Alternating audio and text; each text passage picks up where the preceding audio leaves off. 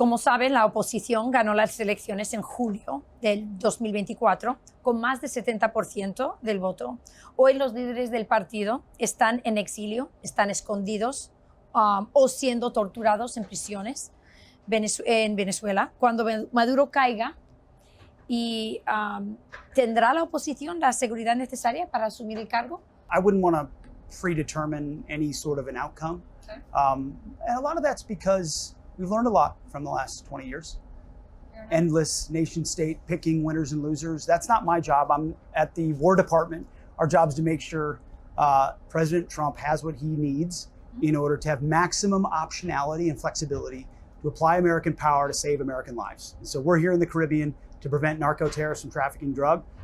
I don't know what'll happen next, and there'll be decisions to be made on that front. But again, I would, if I'm Nicolás Maduro, I would take a real hard look at what I'm involved in right now. ¿Y si eres China? What do you think? Well, thank you for bringing that up. I mean, China is making a play in our hemisphere as well. Previous administration was asleep at the wheel in multiple aspects of Central and South America. And so a part of having this argue here, having these destroyers here, working out of Puerto Rico and other allies that we have here, is a recognition that America's back in the Western Hemisphere. We should not cede this hemisphere to anybody. And certainly our presence here is a reflection of that, and that includes China. Estamos viendo posiblemente una nueva doctrina de foreign policy para el presidente Trump, like una nueva Monroe Doctrine para el presidente Trump. I would leave it to the president to determine what the doctrine is or is not called. Maybe a Don Roe doctrine if he wanted Don to. Roe. But it's about being here in the Western Hemisphere. It's about protecting the homeland. Yeah. Securing our border. You know, you can talk about securing other people's borders, which we've done for 20 years, 25 years. My generation's a reflection of that, securing the Afghan-Pakistan border. How about the U.S. border? Yeah. President Trump has made that a central mission. The War Department, previously Defense Department, War Department, has made that a focus.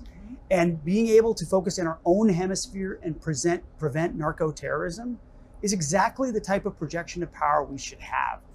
So I'll leave it to the president to determine what that doctrine might look like, but we are ensuring the American people are safe. La presidenta Claudia Sheinbaum en México es otra aliada de Nicolás Maduro.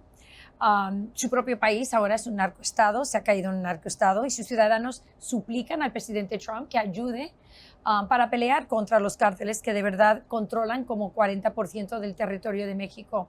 ¿Qué es tu mensaje a Claudia Sheinbaum? Well, I mean, I think the fact that we're dealing directly with narco-terrorism and cartels is a message in and of itself. Obviously, we would love for Mexico and our military partners and other partners there to address those challenges. We retain maximum optionality. As I've said in here and anywhere else, all options can be and should be on the table. Well, we would prefer that Mexico address their cartel problem and we don't have to do it for them. Hay servicios religiosos en este barco. Explica por qué esto es importante para el servicio militar. You know, the old adage is there's no atheists in foxholes. There's a long tradition in our military of appealing to heaven, of knowing that God has a plan. We don't know, we can make all the plans we want, but the enemy gets a vote and God has a plan. And so we appeal to him and his divine providence. And we're glad to revive that inside the War Department. We've done monthly services, prayer services. We encourage faith. We encourage prayer inside our formations. We want chaplains to be empowered to talk about that. I said a prayer over lunch today. We should not be ashamed of our faith. We should not be ashamed of the name Jesus Christ. We should not be ashamed to appeal to that. And I'm glad that's happening inside our formations. I think it makes for more ready troops. You've got physical readiness, you've got emotional readiness, and you've got spiritual readiness. Understanding who you are, human nature, your relationship with your creator is important. It adds value and significance. So I'm glad to hear that feedback, that chaplains and others feel empowered. We welcome that. Last question. Esto es serio. This is very serious. Yo he estado aquí mirando todo. Es gigantesca ¿cómo lo llamas? Un amphibious barco, buque. Esto es grande. Este movimiento es grande. ¿Qué es tu mensaje final a todo el hemisferio? Well, I think I gave a lot of it on the ship today. The message to the hemisphere, as it has been from President Trump from the beginning, is that we're going to achieve peace through strength. We're going to put America first. In this case, the Americas first, our hemisphere, secure our homeland. But we're not going to sit back and watch the American people be threatened. We're not going to sit back and watch the American people be poisoned, watch people be trafficked, watch violent gangs exist inside our country. That's why you're seeing mass deportations. That's why you're seeing criminality being locked down. That's why our borders locked down. This is an extension of that. This is not ally with Iran, China, Russia. Nothing here is by happenstance. Nothing here is meant to feel. Nothing being done without a great deal of intentionality and thought. We're not winging anything here. This is an understanding of exactly how America should project power. We've projected power for a long time in far-flung places that had a nebulous connection to our own security in the homeland. We're securing the homeland. When you talk to the Americans on this ship, they're proud to be on the front lines for their country in their hemisphere. Many of them had family members or know people who died from drugs. I mean, it's a scourge in our communities. We have a chance to confront that, and they're proud to be a part of that as well. So it's humbling to watch these great Americans on this ship, and I know you got a chance to talk to them. It's been pretty remarkable. I'll say this too. It seems very personal for President Trump. He lost a brother to an addiction. I feel like this is personal. The idea of making sure we don't poison our people. That's the word I was looking for, is flippant. Nothing here is flippant. President Trump takes this incredibly seriously. He loves the American people.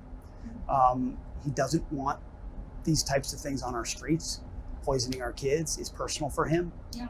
You hear it when he talks about military operations. He wants to make sure we're doing everything we can to safeguard American lives. And that includes taking strong, kinetic, decisive action to send clear messages to narco terrorists and traffickers. This will not stand anymore. Those drugs in your boat were headed for an American city eventually. We know that because we know how this all connects. That ends today.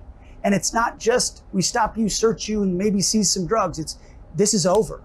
And if the next cartel tries it and the next trafficker tries it, they might meet the same fate.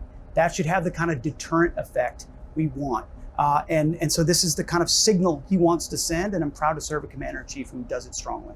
Well, it's been incredibly impressive to be on this ship and watching what goes on, how many people are on here as a military brat.